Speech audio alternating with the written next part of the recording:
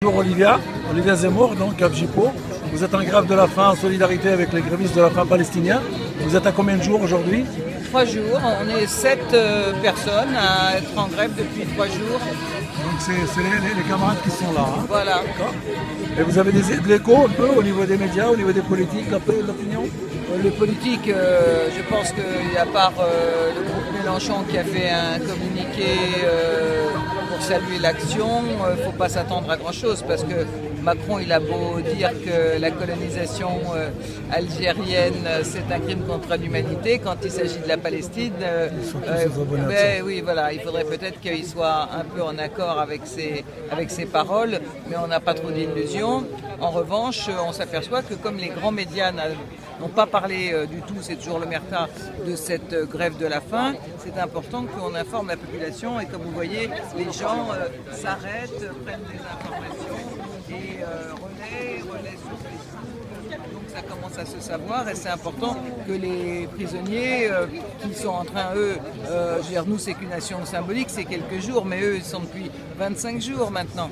Donc c'est important qu'ils sachent qu'ils ne sont pas tout seuls et qu'au moins les gens soient au courant de ce qu'ils font. Donc les gens sont très étonnés parce qu'ils ne pensaient pas pour beaucoup qu'Israël est un pays qui pratique la torture, qui pratique la détention des enfants, qui pratique la détention dite administrative, que les malades en prison ne peuvent pas être soignés, qu'ils n'ont pas accès à leur famille, notamment quand les familles sont à Gaza ou autres, et ils ne savent même pas que c'est illégal de mettre des Palestiniens dans des prisons en Israël, puisque la Convention de Genève dit qu'il est interdit pour une puissance occupante de transférer tout ou partie de la population sur son territoire. Tout ou partie de la population occupée sur le territoire de la puissance occupante. Déjà, rien que ça, c'est illégal.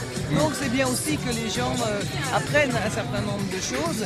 Et comme ça, je veux dire que l'image, n'est-ce pas, de grands pays civilisés, modernes, démocratiques, elle en prend un coup. C'est l'éducation populaire. Peut-être un mot pour les gens qui vont regarder ta vidéo, là, ceux qu'on voit toujours pas parader dans les rues en criant « Avec mon âme, avec mon sang, je te vengerai Palestine ».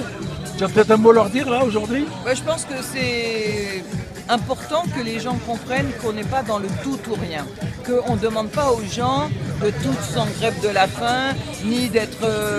on sait qu'ils ont des problèmes, qu'ils ont des familles, qu'ils ont un boulot, qu'ils ont des contraintes. Nous, ce qu'on demande, et ça changerait beaucoup de choses, c'est que chacun fasse un petit quelque chose.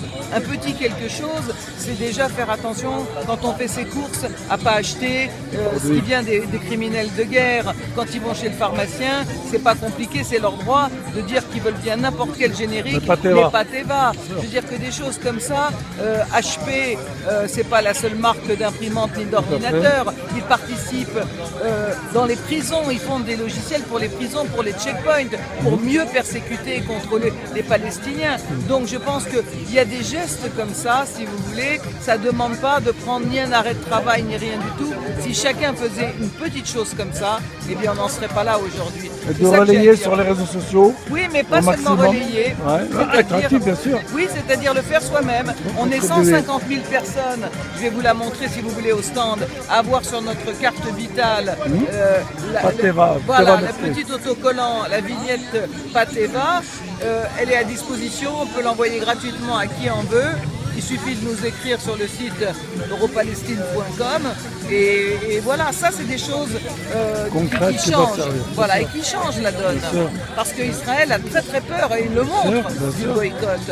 Ils n'arrêtent pas de demander à tous les gouvernements de prendre des mesures sanctionner, restrictives. de criminaliser. Voilà, Pourquoi si ça n'avait pas d'efficacité, ils diraient même pas mal. Ils ne s'en occuperaient pas. Bien sûr. Gandhi avait une phrase qui disait au début, ils nous ignorent, ensuite ils se moquent de nous et après ils nous combattent et après on finit par gagner.